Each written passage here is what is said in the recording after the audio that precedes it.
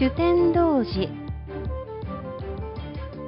昔、一条天皇の時代、京の都で貴族の美しい娘たちが次々といなくなる事件がありました。帝は心配して、陰陽師、安倍晴明を呼びました。晴明は占って言いました。丹波の国の大江山に恐ろしい鬼が住んでいます。名前は主天童寺。いなくなった娘たちは今、主天童寺の屋敷にいます。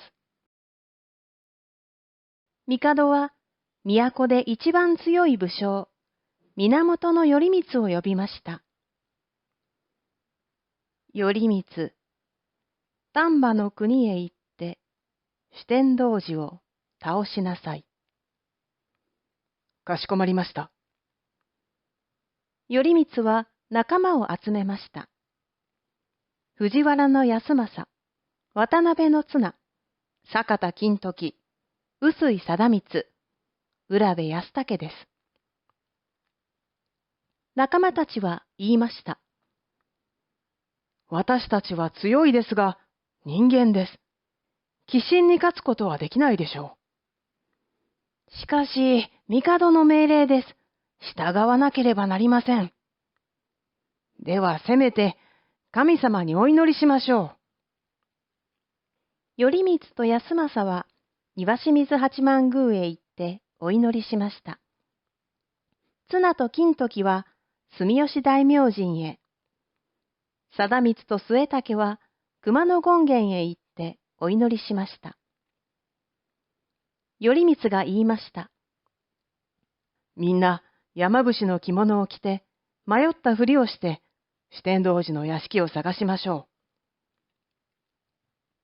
う。それで、みんな山伏の着物を着て、大江山へ向かいました。峰を一つ越えると、岩屋がありました。そこに3人の老人がいました。こんなところで何をしているんですか？頼光が聞くと、老人たちは答えました。私たちはみんな主天童寺に妻や娘をさらわれました。私たちは年寄りですから、鬼を撃つことはできません。しかし、皆さんを主天童寺の屋敷まで案内することはできます。どうか、ここで少し休んでください。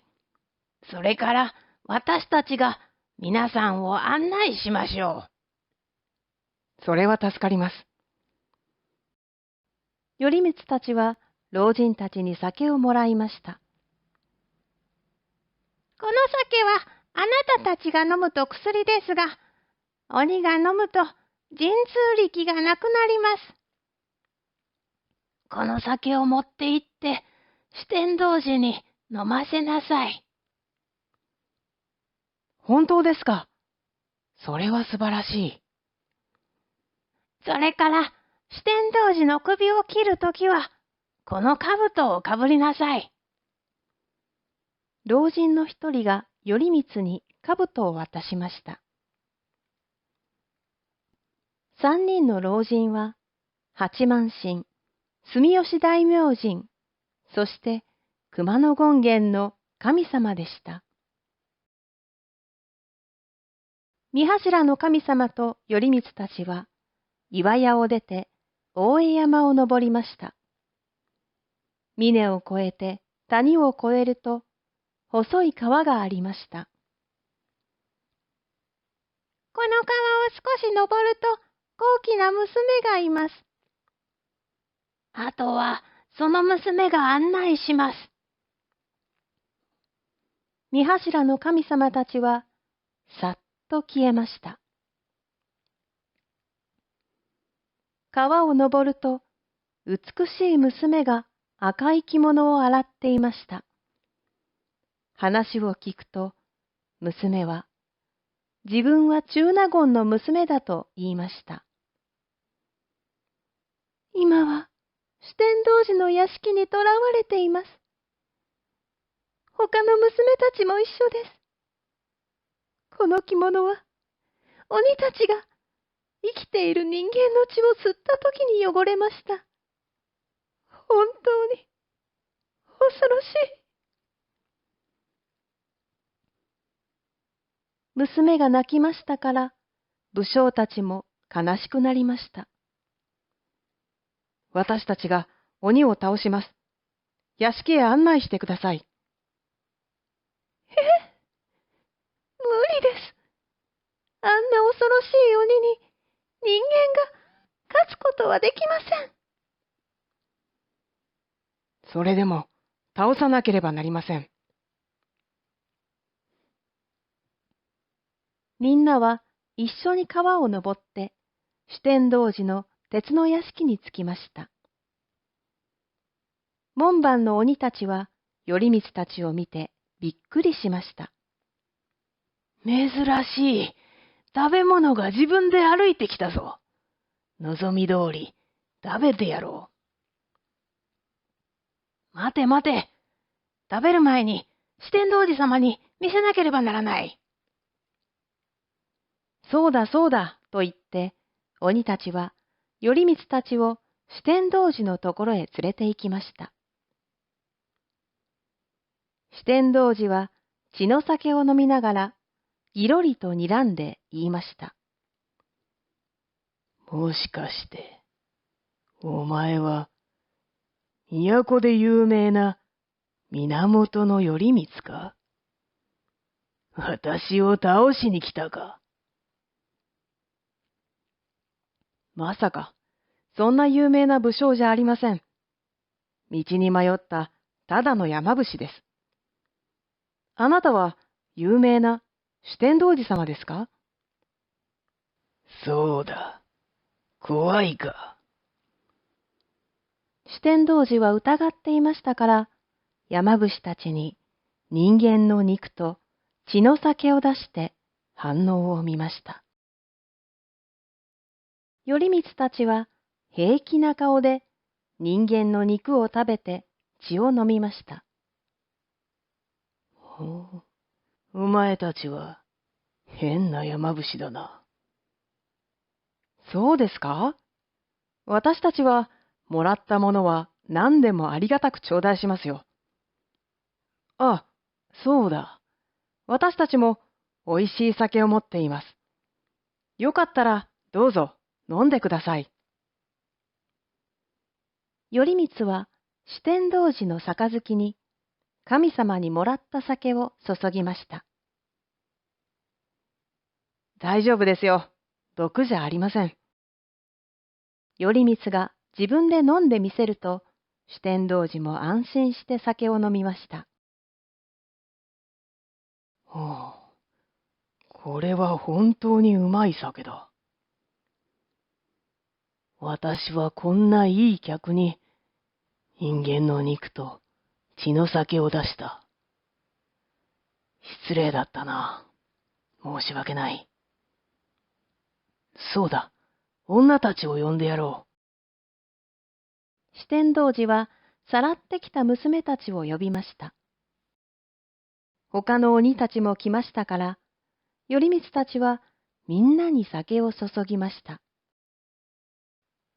酔って気分が良くなった酒呑童子は、昔の話をしました。私も昔は、普通の子供だった。しかし、強すぎた。大人たちは私を怖がって、山に捨てた。私はしばらく比叡山に住んでいたが、伝行大師に追い出された。この大江山に来たら、今度は弘法大師に追い出された。弘法大師がいなくなったから戻ってきたが、ようやく落ち着いたと思ったら、今度は源頼光が私を倒しに来ると聞いた。まったく、落ち着かない人生だ。酒呑童子はだんだん体が重くなって眠くなりました。ちょっと疲れた。失礼する。客人は、ゆっくりしてくれ。酒呑童子は寝床へ行きました。他の鬼たちもみんな酒を飲みましたから、神通力がなくなって動くこともできませんでした。頼光たちは山伏の着物を脱いで、鎧を着て、兜をかぶりました。6人が寝室へ忍び込んでみると、酒呑童子は体の大きさが3倍くらいになって、さっきよりもっと恐ろしい姿になっていました。そして、その目がぎらりと光って、頼光たちを睨みつけました。何をしに来た？思わずひるむと、また御柱の神様が現れました。安心しなさい。私たちがこの鬼の手足を鎖で縛ります。動くことはできません。さあ、鬼の首を切りなさい。ありがとうございます、神様。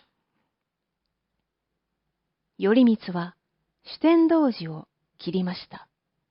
酒呑童子はかっと目を見開いて頼光を睨みました。手足を動かしましたが、神様たちが鎖で縛っていますから、立つことができません。卑怯だぞ！鬼神は騙し討ちなどしないのに！雷のように叫びました。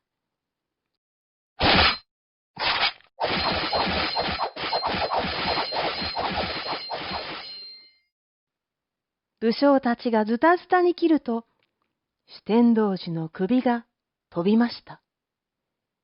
首はまっすぐ飛んで、頼光の頭にがぶりと噛みつきました。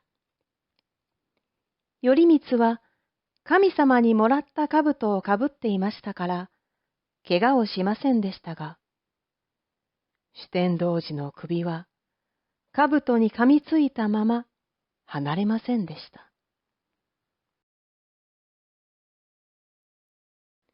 他の鬼たちが気がついて武将たちを襲いました。しかし、酒で神通力がなくなっていますから、頼光たちは鬼をみんな倒してしまいました。それから娘たちを助けて都に戻りました。酒呑童子の首は京の都で見聞した後、宇治の平等院に収めました。現在では酒呑童子の首は京都の首塚大明神に祀られています。源頼光が酒呑童子を切った刀、童子切安綱は東京国立博物館に所蔵されています。